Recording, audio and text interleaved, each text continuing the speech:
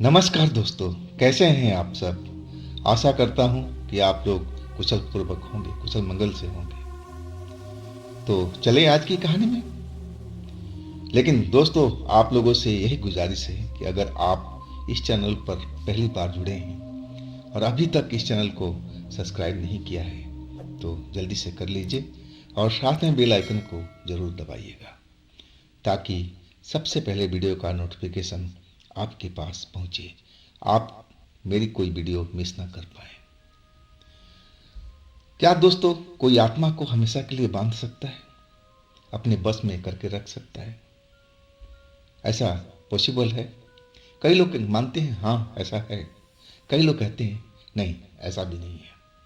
आत्मा आज तक किसी के बस में इतने टाइम के लिए नहीं हुई है, सदा के लिए। हाँ, कुछ टाइम के लिए जरूर होती है, लेकिन जब ग्रह संजोग काल उनका आ जाता है, उनकी ताकत बढ़ जाती है तो उस बंधन को तोड़ देती है। अब फिर वो आज़ाद हो जाती है, वो अपनी मनमानी करने लगती है। और ऐसे ही ये कहानी में चल रहा था।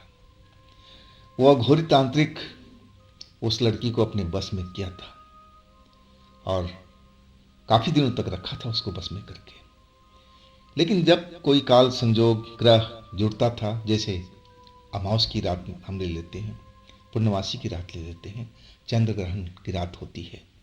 अब ऐसे जो रातें होती हैं ना, आत्माओं को बहुत शक्ति प्रदान करती है और वो तांत्रिक जो अपना रस्म करते हैं और उनको काट कर देती है, यानी उनकी विद्या को हरा देती है और उनके बंधन से मुक्त हो जाती है। ये जो कहानी है ना, ये विनोद ड्राइवर का है, ट्रक ड्राइवर का। आगे की कहानी, अगर आपने अभी तक वीडियो नहीं देखा, कहानी नहीं सुनी है, तो मैं वीडियो में डिस्क्रिप्शन में लिंक लगा दूंगा और उसमें जा कर के आप पिछली कहानियाँ सुनिएगा, देखिएगा। बहुत मज़ा आएगा आपको इनकी कहानी सुनने में, इस सीरीज का। तो विनोद तो ड्राइवर थे, आप पिता अब उनके एक छोटा मोटा बिजनेस कर रहे थे। विनोद के पास में अब खुद का अपना ट्रक था, पैसा आ चुका था। अब इस घटना के बाद जो गुरुजी ने उनको एक लॉकेट पहनाया था गले में, और उसके बाद वो जो लड़की थी, प्रेतात्मा, प्रेतात्मा ही बोल सकते हैं उसको, आत्मा ही थी और कोई भी रंग रूप धारण कर सकती थी, चलावा की तरह। तो जब वो लॉकेट गुरुजी ने दिया था, गुरुजी को गुरुजी ने दिया था, क्योंकि उसकी जो प्रेत शक्ति थी लड़की का, बहुत ज़्यादा पावर था और छोटे गुरुजी थे ना, संभाल नहीं पा रहे थे। तो वो अपने गुरुजी के पास में गए थे और गुरुजी ने फिर एक लॉकेट यंत्र बना कर दिया था। वो लॉकेट यंत्र अब जो गले में पहने हुए थे उनका, विनोद जी, तब उनको लगा कि हाँ, ये लॉकेट पहनते ही और वो लड़की अब दिखाई नहीं दे रही है। तो अब वो चैन की सांस लेने लगे थे। अब उनको लगा कि चलो उस लड़की से, उस प्रेत से, प्रेतनी से मेरा पीछा छूटा, अब वो मेरे नज़दीक नहीं आएगी। लेकिन ये इनकी भूल थी। अब पिता भी इनके बहुत खुश थे कि चलो अब बेटा बिल्कुल आज़ाद है उस लड़की से, अब वो लड़की विनोद के पास में बिल्कुल नहीं भटकेगी। अब गुरुजी के लॉकेट में इतनी शक्ति है। विनोद के पिता गुरुजी को बहुत मानते थे, आदर सम्मान देते थे, अब विश्वास भी करते थे, भरपूर विश्वास। अब जब देख लिया विनोद ने कि हाँ, लॉकेट पहनते ही अब लड़की उनके करीब नहीं आ रही थी। रात होने के बाद वो तो अक्सर उनके पास पहुंच जाती थी, लेकिन अब वो उनके पास बिल्कुल नहीं आ रही थी। तो विनोद को भी मन में लगा कि चलो अब इस लड़की से मुझे मुक्ति मिली, अब ये मेरे नज़दीक नहीं आएगी। और उन्होंने एक लंबा चैन का सांस लिया। लेकिन ये जो गैप था खामोशी का, एक बहुत बड़ा तूफान लेके आने वाला था और तभी ये शांति फैली हुई थी। अब जो उनका बिजनेस था, पिता संभालते थे, वो तो संभाल ही रहे थे। अब पहले से अच्छा खासा उनका काम चलने लगा था, जो बीच में बंद हुआ था। अब लेकिन अब विनोद उस बिजनेस में नहीं थे, अब अपना ही ट्रक चला रहे थे। और ट्रक में भी इनको इनको काफ़ी फायदा हो रहा था और तभी इस काम में लगे हुए थे। अब निकल पड़े थे अपना ट्रक का सफ़र पर। और जब लौट के आ रहे थे अपने घर की तरफ तो आदत के अनुसार अपने घर के नज़दीक जो हाईवे पर ढाबा था और उस ढाबा पर अपना ट्रक ले जा करके रोका और उतर करके और वो सीधे अपने दोस्त जो ढाबे का मालिक है लड़का उसके पास गए राम राम करते हुए और फिर एक दूसरे की खैर खबर लेने लगे। अब चाय का ऑर्डर दिया और तभी ढाबे का मालिक जो लड़का था उसको कुछ याद आया और फिर वो कहने लगा, अरे विनोद भाई, जिस तांत्रिक के बारे में आपने बोला था ना कि अगर तांत्रिक को दिखे तो मुझे बताना, मैं आपको बताना भूल गया। वो तांत्रिक कल मेरे को रात में दिखा था, लेकिन वो अकेले नहीं था, वो एक चमचमाती हुई कार में था और कार एक लड़का, नौजवान लड़का चला रहा था। तांत्रिक उसके बगल में बैठा था और वो लड़का यहाँ ढाबे पर कार रोका था कुछ देर के लिए, सिगरेट लेने के लिए, सिगरेट का पैकेट। और लड़का भी बहुत जल्दी में था, सिगरेट का पैकेट लिया और तब मेरा ध्यान गया था उस कार की तरफ में। तो उस तांत्रिक को देख करके, अघोरी को देख करके मैं बिल्कुल पहचान गया था, ये वही था जिसकी आपको तलाश थी। और इसके बाद वो लड़का ड्राइविंग सीट पर बैठा और फुर्र से निकल गया। अब मैं जब तक पहुंचता तब तक तो वो लोग चले गए थे, मेरी तो उनसे बात भी नहीं हो पाई, बहुत जल्दी में थे वो लोग। जब विनोद के दोस्त ने ये बात बोला तो विनोद को समझ में आ गई कि शायद कहीं अपने काम में व्यस्त होंगे, वो तो सामाजिक काम करते ही रहते थे, कहीं और उनकी ज़रूरत होगी, कहीं प्रेत आत्मा को पकड़ना होगा और तभी वो जल्दीबाजी में होंगे। अब जिस काम के लिए ढूंढ रहे थे वो कि इस लड़की की आत्मा को फिर से पकड़ा जाए, शांत कराया जाए, लेकिन जब ढूंढ रहे थे तो वो तांत्रिक बाबा तो मिले नहीं। और जब उन्होंने लॉकेट पहन लिया गुरु जी को दिया हुआ, तब कहने लगे कोई बात नहीं, फिर कभी मिलेंगे तो फिर उनसे हम बात करेंगे। और इसके बाद विनोद चले गए। अगले दिन फिर अपने काम पर निकले। अब वो लोकल चक्कर था, दूर का नहीं था, तो शाम को फिर वापसी हो गई थी। शाम को उसी ढाबे पर पहुंचे, आदत के अनुसार अपना ट्रक रोका, राम राम करते हुए और चाय का ऑर्डर दिया।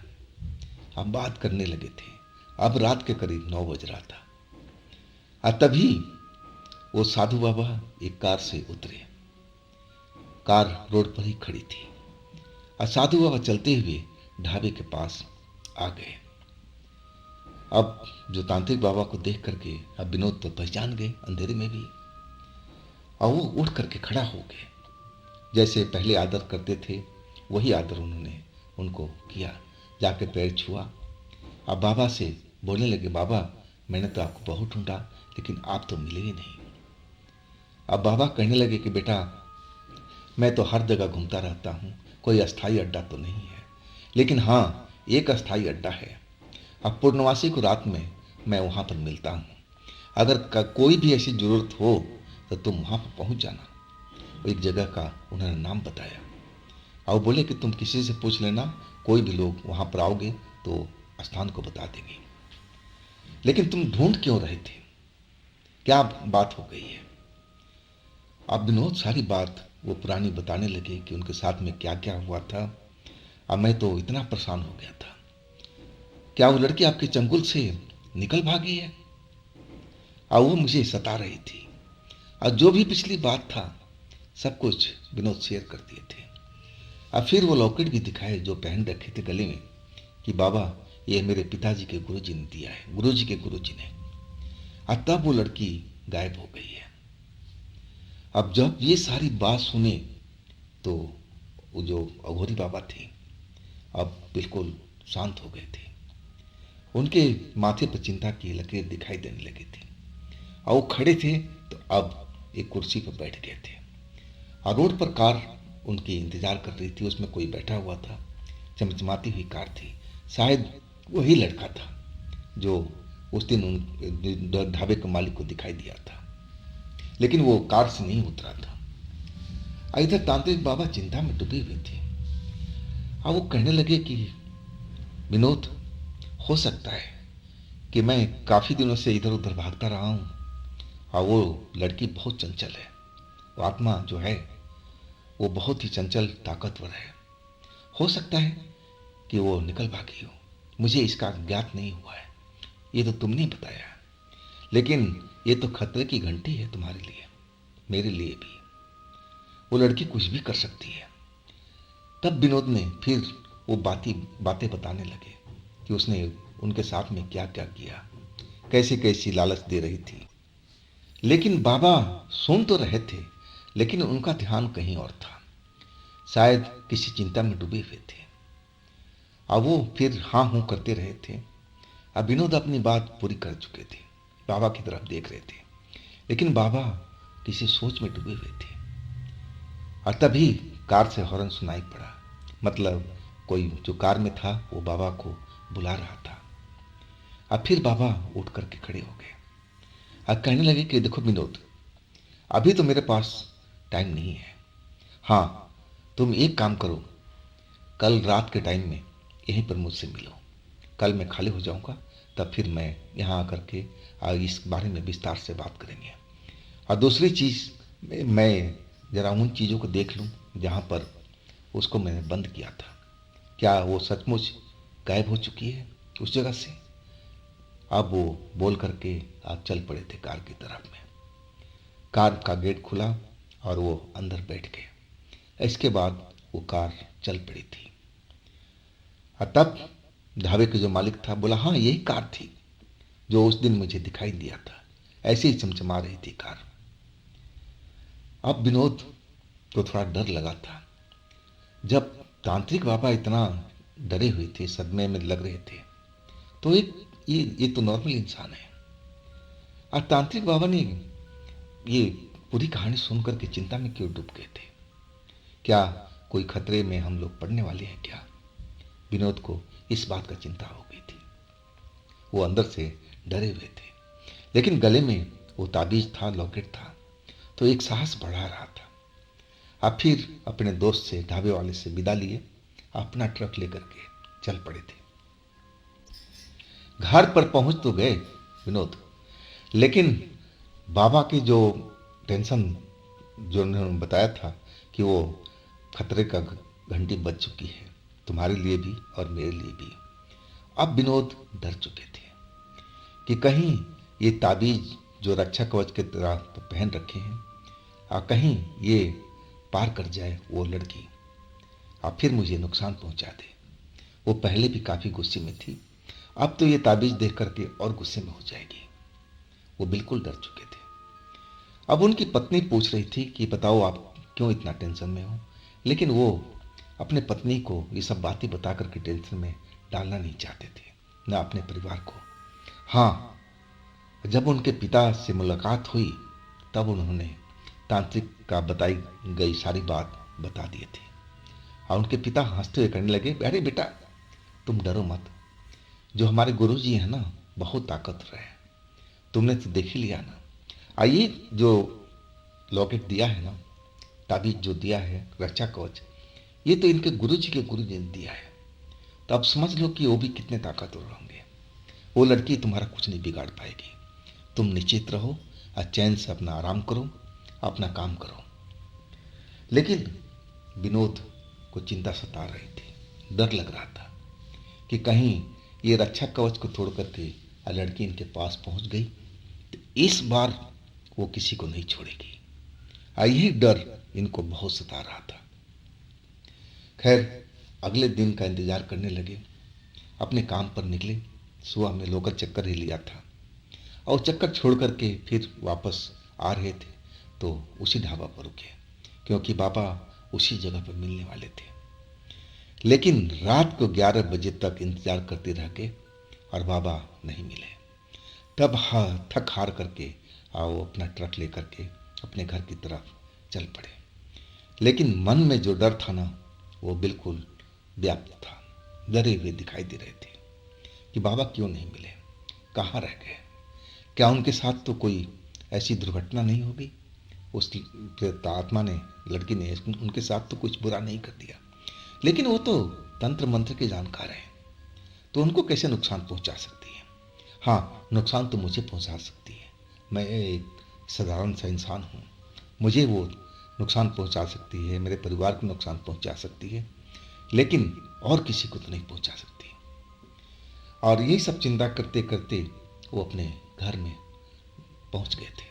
ट्रक खड़ा किया और इसके बाद जब घर के अंदर पहुंची ना, तो उनकी पत्नी उदास बैठी हुई थी। उनकी माँ का चेहरा भी ऐसे ही उदास था और पिता भी सोच में डूबे हुए थे। जब तीनों लोग को देखा तो पूछ बैठे अपने पिताजी से कि पिताजी क्या हुआ, आप लोग उदास क्यों हो, क्या बात हो गई है? लेकिन कोई बता नहीं रहा था। सब एक दूसरे की तरफ देख रहे थे कि पहले कौन बोले, कौन बताए।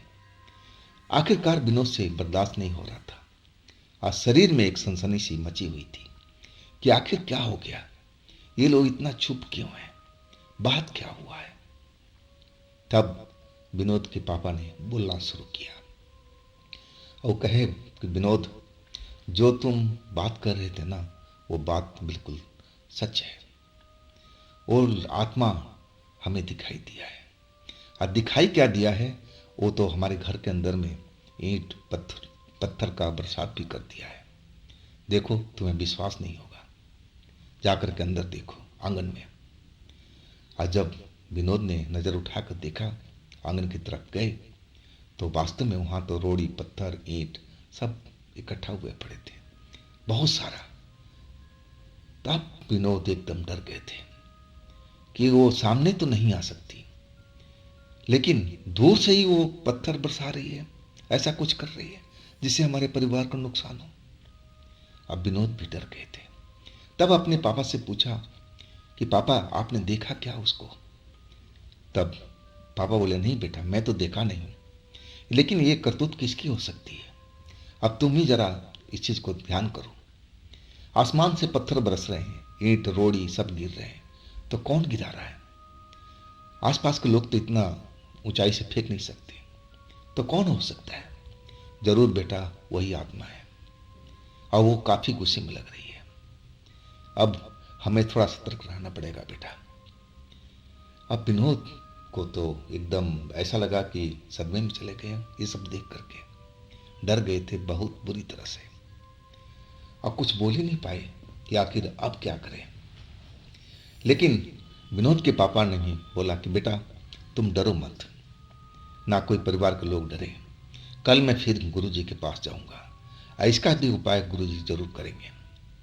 लेकिन विनोद समझ रहे थे कि जब इतने बड़े अघोरी तांत्रिक हैं, वो भी उस लड़की से डर रहे हैं, आत्मा से डर रहे हैं कि वो आज़ाद हो गई है, वो कुछ भी कर सकती है, तो उसके आगे तो गुरुजी बहुत अलग थे।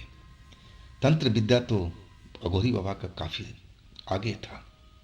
अब डर तो लगना था विनोद का। अब विनोद अब चिंता में पड़े थे कि अघोरी बाबा भी आज नहीं मिले तो अब क्या होगा? क्या ये हमारे परिवार को खत्म कर देगी? इसी तरह से कुछ ना कुछ करके, आज तो ईंट पत्थर बरसाई है, कल कुछ और कर सकती है, कुछ परसों कुछ और कर सकती है। अब तो हमारे परिवार का जान का खतरा आ गया है। अब सारी रात विनोद सो नहीं पाए थे। पत्नी को भी दिलासा दे रहे थे कि देखो, कुछ नहीं होगा, सब कुछ ठीक हो जाएगा। अब पत्नी विशेष नहीं जानती थी उस लड़की की आत्मा के बारे में कि विनोद के साथ में उनका क्या चक्कर था, क्या करती थी उनके पास आकर के। अब विनोद अपनी पत्नी को बता रहे थे कि वो एक दुष्ट आत्मा है और वो हमें परेशान करती है। अब तुमने देखा ना, हमारे बिजनेस को तबाह कर दिया, हमारे जो भी काम था सब बिगाड़ रही थी। लेकिन जो आपस में उनका जो चक्कर था, उसको अपनी पत्नी को भला कैसे बताएं? अब फिर रात बीती। अब सुबह में विनोद काम पर नहीं गए। डर लग रहा था कि वो कहीं काम पर निकले तो चलो, उनके पास तो ताबीज है, रक्षा कवच है, लॉकेट है, लेकिन उनके परिवार के पास में तो कोई चीज़ नहीं है। आज ऐसा हुआ है, ईंट पत्थर बरसा, कल कुछ भी हो सकता है। अब बेहद डरे हुए थे।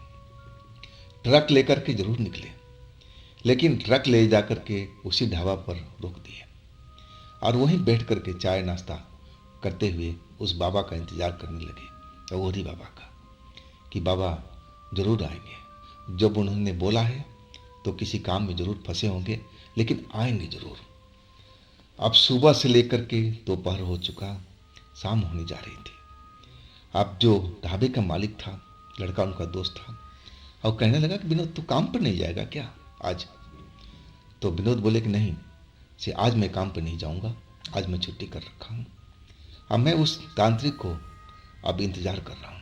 वो तो बोले थे कल के लिए, लेकिन कल तो आए नहीं, तो आज हो सकता है कि वो किसी न किसी वक्त में आ जाएंगे। तभी मैं आकर के सुबह से यहाँ पर बैठा हूँ। और वही हुआ, जैसे शाम ढली ना, तो तांत्रिक बाबा अब कार से आते हुए दिखाई दिए। कार उनको उतार करके आगे की तरफ बढ़ गई। अब वो सीधा रोड से अब पैदल चलते हुए ढाबे के अंदर आ गए, जहाँ विनोद बैठे हुए थे। अब विनोद जब बाबा को देखे तो उनके शरीर में जान में आई। जाके उनके पैर वैर छुए। अब बाबा ने आशीर्वाद दिया। अब विनोद अब जो कल वाली कहानी थी सब वो बताने लगे कि बाबा अब हमारे परिवार पर खतरा है। मैं तो चलो सुरक्षा कवच गुरु जी का डाल रखा हूँ, लेकिन अब उनका क्या होगा? वो तो रात भर पत्थरों की बारिश हुई है घर में। सारे एक एक चीज़ डिटेल विनोद ने उनको अघोरी बाबा को बता दिया।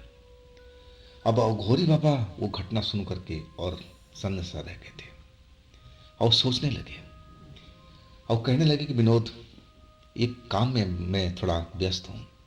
वो जो कार देखा ना जिसे मैं उतरा था, और वो एक सेठ की गाड़ी है, सेठ का लड़का है, और उसने एक बहुत बड़ा गोदाम बनाया हुआ है, लेकिन वहाँ पर भी प्रेतात्मा का वास है, और उसी काम को मैं करने में लगा हुआ हूँ और अभी तक सफल नहीं हो पाया। तो क्या तुम उस काम में मेरी मदद करोगे? तो मैं भी तुम्हारे इस काम में मदद करूँगा और इसके बदले में भी तुम्हें पैसा दिलवाऊंगा। लेकिन विनोद कह रहे थे कि नहीं बाबा, पहले मेरा काम करवाइए, मुझे सुरक्षित करवाइए, मेरे परिवार को सुरक्षित कराइए, मेरा परिवार खतरे में है।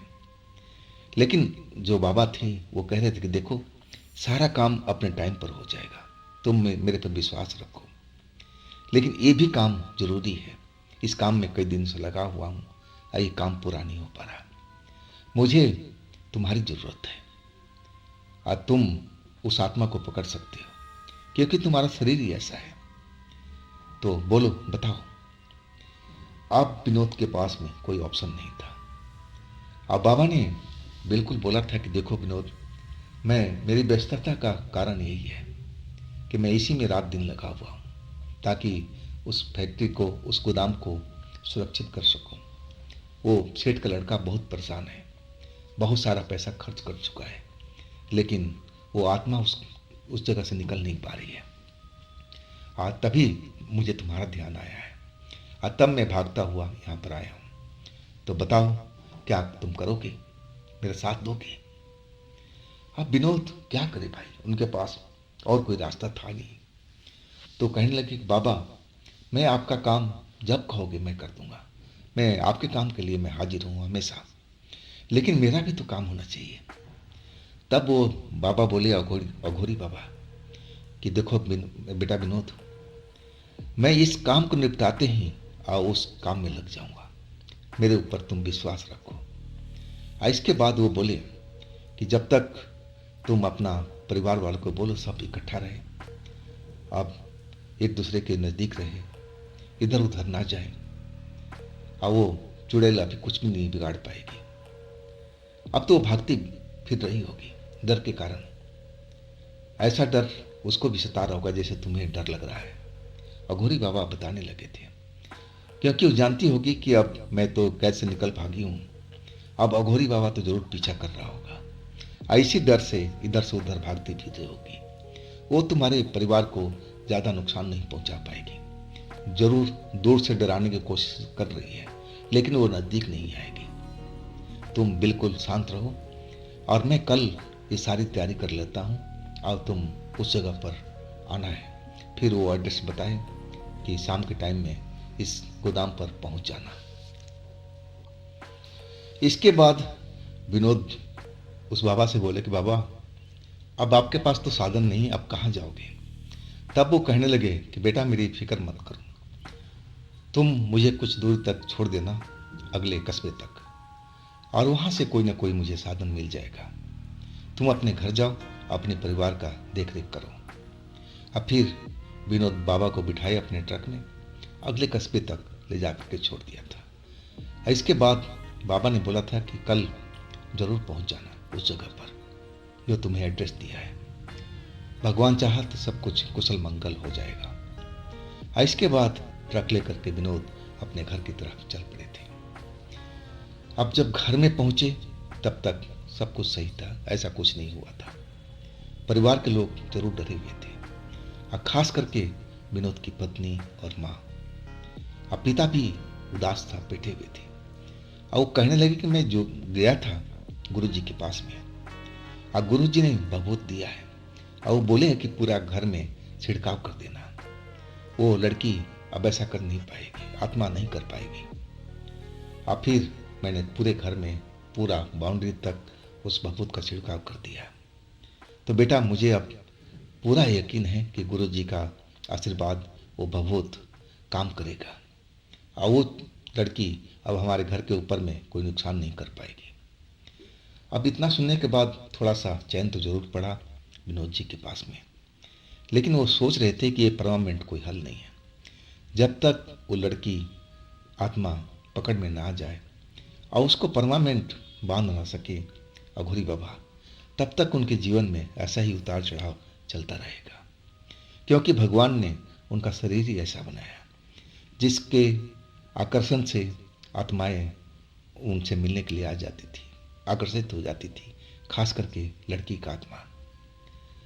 अब विनोद सारी रात इसी चिंता में डूबे रहे कि अब आगे क्या होगा, क्या वो बाबा सारा काम कर देंगे, पहले की तरह हो जाएगा सब कुछ।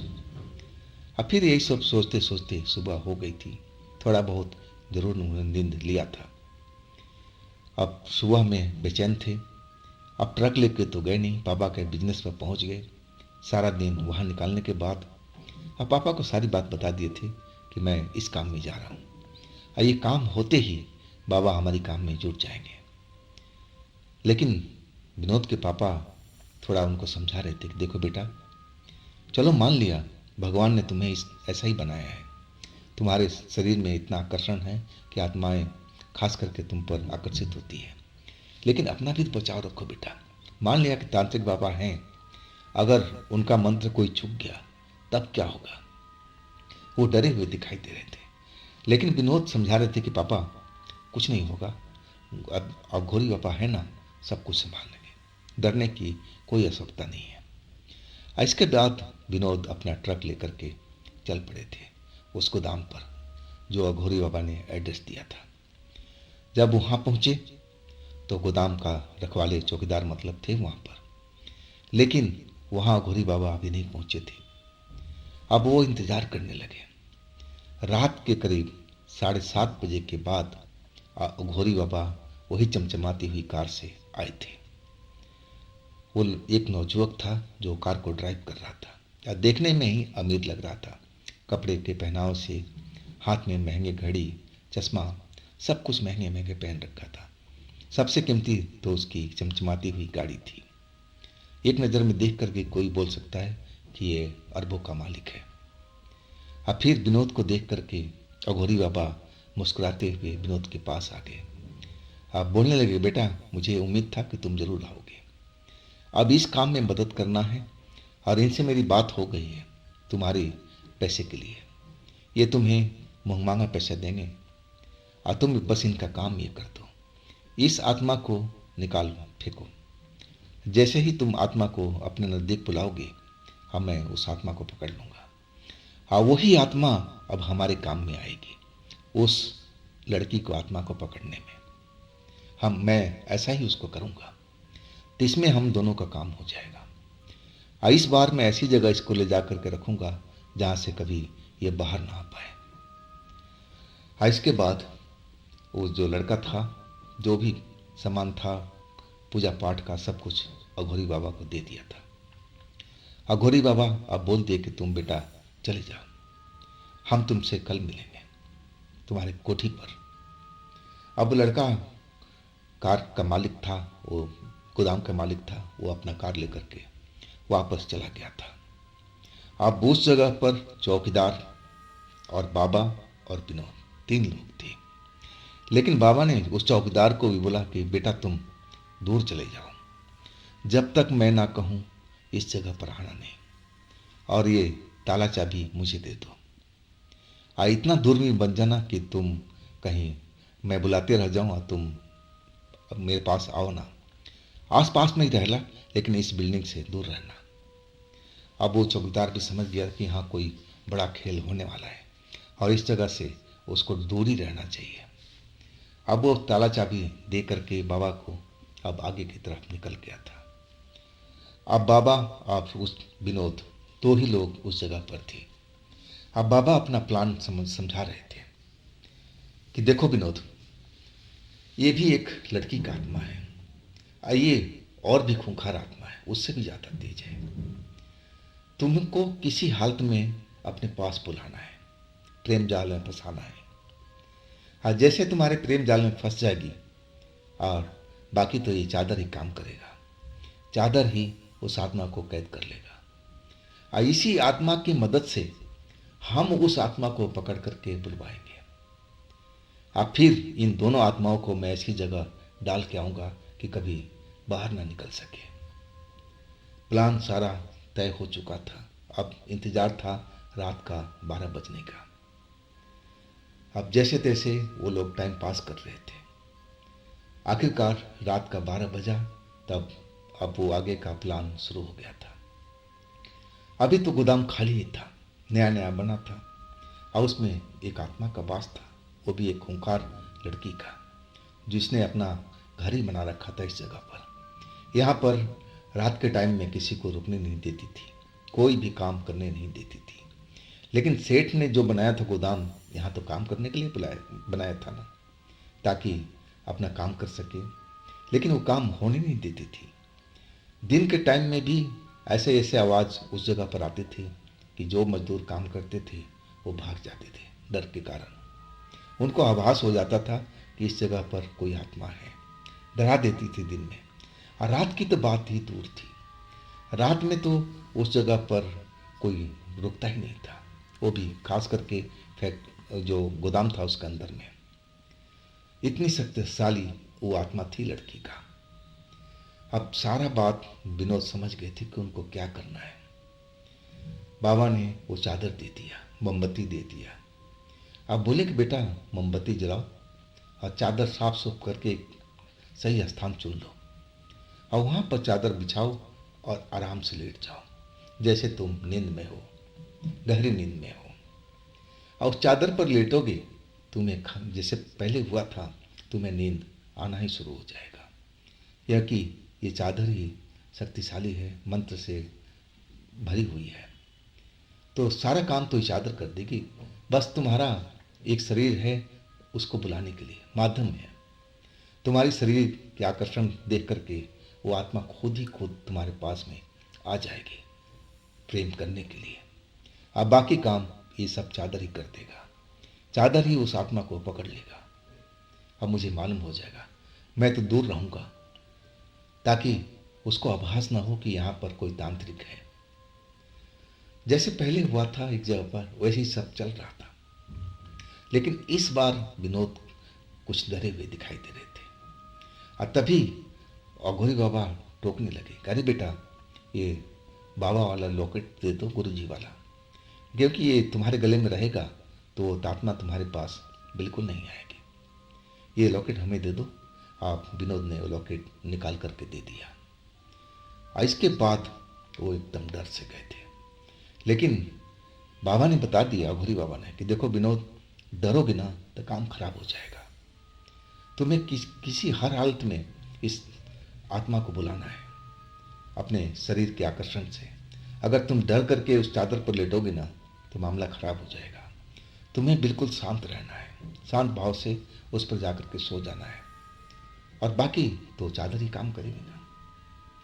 अब इतना सब कुछ समझाने के बाद भी विनोद थोड़ा शांत हुए थे, लेकिन अंदर में उनका जो दिल था तेजी से धड़क रहा था। कि कहीं वो खूंखार आत्मा हो। ये तो चलो अलग लड़की थी, ये तो नई होगी, ना जाने कैसी होगी, इनके साथ में कैसे व्यवहार करे। अब ये अंदर से डरे हुए जरूर थे, लेकिन दिखावा नहीं कर रहे थे डरने का। मोमबत्ती जलाई और फिर चादर बिछाया और पूरे गोदाम में देखना शुरू कर दिया। लेकिन आत्मा तो कहीं दिखाई नहीं दे रही थी। आत्मा क्या, एक अंदर में एक बिल्ली भी नजर नहीं आ रही थी। हर तरफ बिल्कुल गहरा सन्नाटा पसरा हुआ था। लेकिन विनोद को पता था कि वो आत्मा आसपास में है। भले उसको नहीं देख पा रहे हों, लेकिन आत्मा उनको जरूर देख रही होगी कि आखिर ये लड़का इस जगह पर क्या कर रहा है, इसकी जरूरत कैसी हुई इस जगह पर आने की। जरूर वो जानने के लिए तुम्हारे मतलब विनोद के पास पहुंचेगी। और यही तो खेल था। जैसे ही विनोद के पास आती, शरीर आकर्षण उसको आकर्षित करने लगता और वो प्रेम जाल में विनोद के फंस जाएगी। और फिर काम उसका तमाम, वो उस चादर बाकी काम कर देता। विनोद आराम से उस चादर पर लेट गए। डरे हुए तो जरूर थे अंदर से, लेकिन दिखावा नहीं कर रहे थे। अब उन्होंने अपनी आंखें बंद कर ली, जैसे गुरुजी ने बताया था। कुछ देर बिल्कुल शांति रही उस गोदाम में। हर तरफ गहरा सन्नाटा अनुभव हो रहा था। और तभी लगा कि बाहर में मौसम खराब हो गया है। बिजली कड़कने लगी।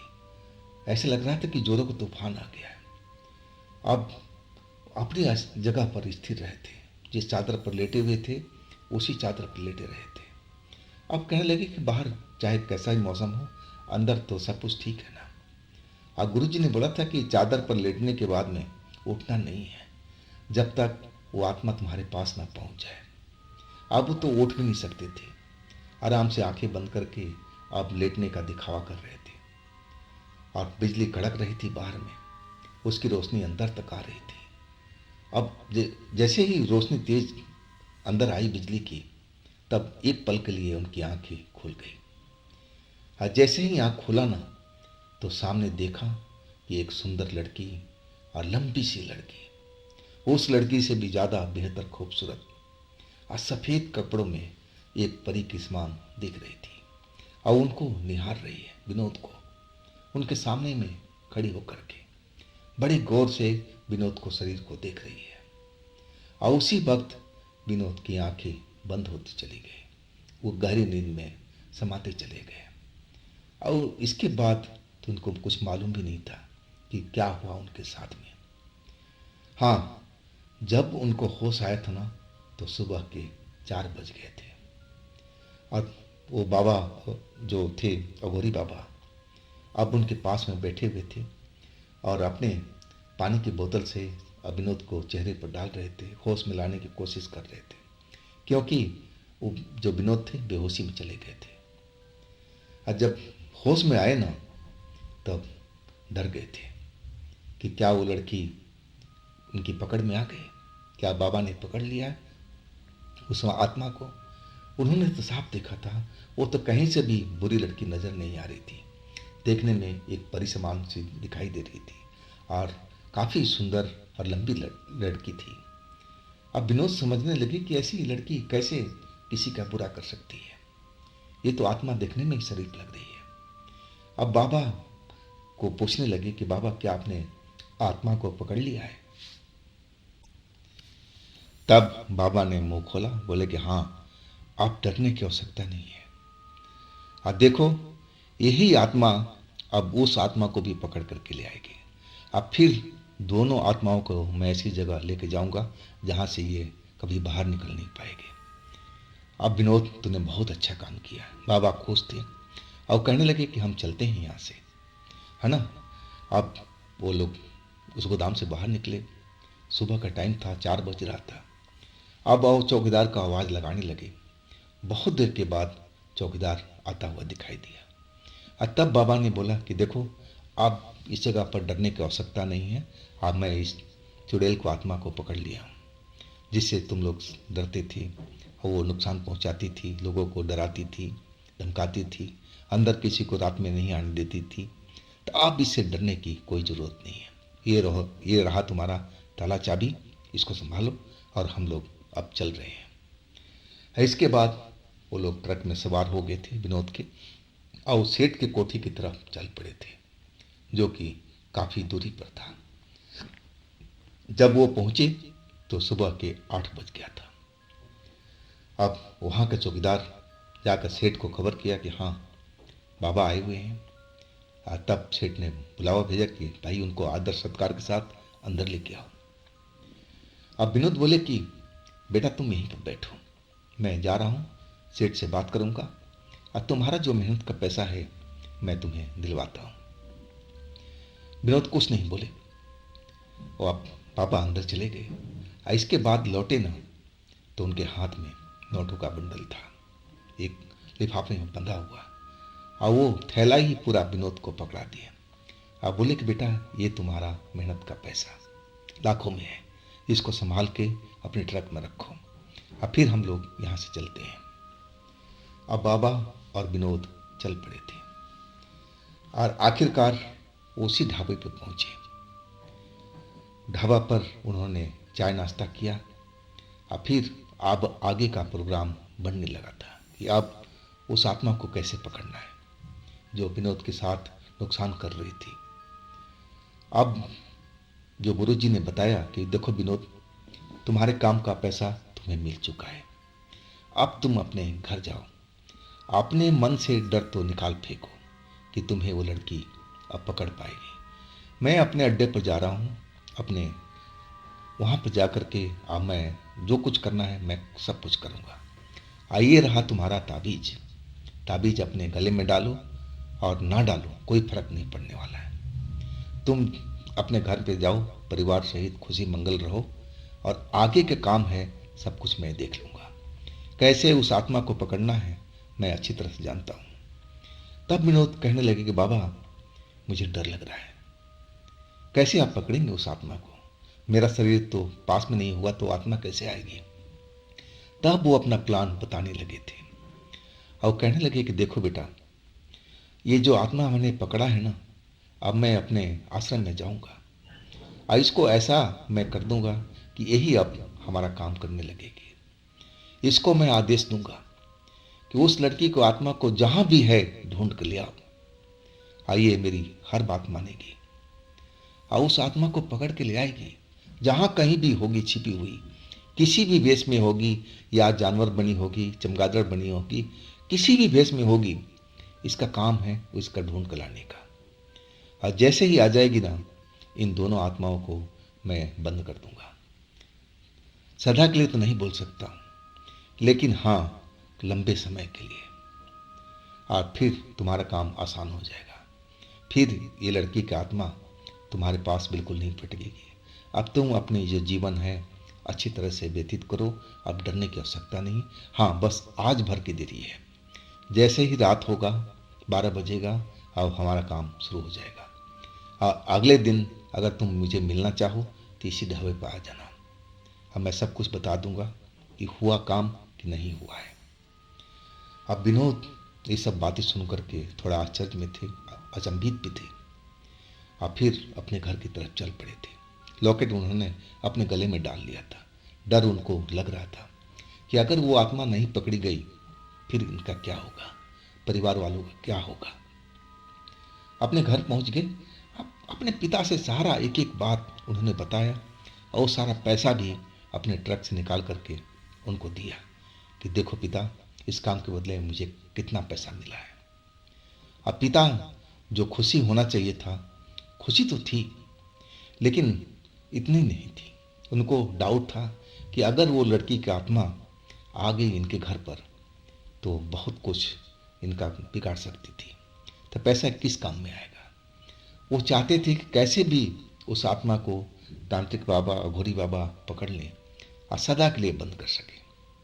लेकिन सदा के लिए कोई आत्मा को बंद नहीं कर सकता, उन्होंने बिल्कुल कहा था। हाँ कुछ टाइम के लिए ऐसा हो सकता है। अब फिर अब विनोद अपने परिवार में थे, अगली रात का इंतजार करने लगे थे कि रात में जो होगा अब रात में होगा। अब रात के तो बीत चुका था, सब कुछ सामान्य चल रहा था विनोद के जीवन में। अब कोई घर पर ईंट पत्थर बरस रहा था, सब कुछ शांत था। रात बड़े आराम से कट गई। कोई भी शोर शराबा, कोई भी ऐसी हरकत नहीं हुई जिससे आभास हो सके कि वो चुड़ैल की आत्मा विनोद के आसपास में है। लेकिन अभी उनके गले में वो ताबीज भी तो थी, लेकिन परिवार के लोगों के पास में तो नहीं थी ना। हाँ, वो भभूत का जो शक्ति थी उनके घर के आसपास में जरूर थी। पूरा घर को भभूत से उनके पिता ने सुरक्षित किया हुआ था। अब सुबह हो गई ना, तो मन में तरह तरह की आशंका विनोद के मन में आ रही थी कि क्या अघोरी बाबा ने उस लड़की को, आत्मा को पकड़ लिया है। और यही सब सोचते सोचते जब 10 बज चुका तो अपने ट्रक लेकर के निकल पड़े। उस ढाबा पहुंचे तो क्या देख रहे हैं कि अघोरी बाबा तो वहाँ बैठे हुए हैं पहले से। आप अपना ट्रक रोक करके सीधा अघोरी बाबा के पैर छुए। अघोरी बाबा ने आशीर्वाद दिया, मुस्कुराते हुए बोलने लगे। और उनका मुस्कुराहट भरा चेहरा देख करके विनोद को लगने लगा कि जो काम बाबा ने करना था शायद हो चुका है, तभी इनके चेहरे पर इतनी मुस्कुराहट है। और बाबा हंस के बोलने लगे कि विनोद, अब तुम्हें डरने की आवश्यकता नहीं है, सब कुछ प्लान के अनुसार हो चुका है। वो जो लड़की थी ना, वो चमगादड़ के रूप में पेड़ पर बैठी हुई थी। और ये जो आत्मा हमने कल पकड़ी थी ना, यही आत्मा जा कर के और उसको पकड़ के ले आई है। अब दोनों आत्मा हमारे पास में सुरक्षित है। अब मैं अपने आश्रम में जाऊंगा, आश्रम में जा कर के इनको सुरक्षित जगह पर कर दूंगा ताकि ये बाहर न निकल पाए। मैं तो कोशिश करूंगा कि सदा के लिए ये हमारे मंत्र के जाल में फंसे रहें, लेकिन ऐसा होता नहीं है। जब भी ग्रह संजोग काल ग्रहण आता है तो आत्माओं की शक्ति काफ़ी बढ़ जाती है और उसमें ये बंधन तोड़ देती हैं। लेकिन मैंने ऐसा कुछ मंत्र का प्रयोग किया है कि ये सदा के लिए बंधा रहे। अब तुम्हें डरने की आवश्यकता नहीं है। अब तुम अपने घर पर जाओ, अपने परिवार में रहो, अपना काम करो। और इसके बाद विनोद अपने घर की तरफ चले थे। जब चले थे ना, तो उनके मन में बड़ी खुशी की लहर दौड़ रही थी। तो दोस्तों, ये थी कहानी विनोद जी का। कैसी लगी कहानी आप ज़रूर बताइएगा। अगर आपके पास भी ऐसी कोई घटना है, कोई कहानी है, तो आप मुझे इंस्टाग्राम पर या फिर मेरे व्हाट्सएप नंबर पर संपर्क कर सकते हैं, भेज सकते हैं। दोस्तों, ये भी चैनल आप ही का है, तो इसको भी अपना प्यार दीजिएगा, लाइक कीजिएगा, सब्सक्राइब कीजिएगा। और फिर हम मिलते हैं अगले रोज़ एक नई घटना, एक नई कहानी में। आप लोग अपना ख्याल रखिएगा। नमस्कार।